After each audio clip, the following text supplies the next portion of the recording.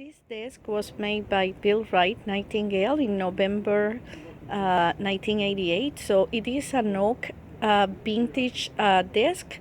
It measures 66 inches long by 35.5 inches wide, and the height is 30 inches.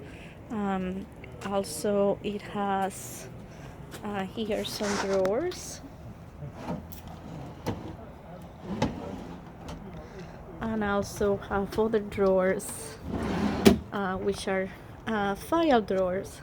So the desk is in an okay condition for an item of this age. As I said, it's 1998 November, made of oak in Canada by Biltrite Nightingale.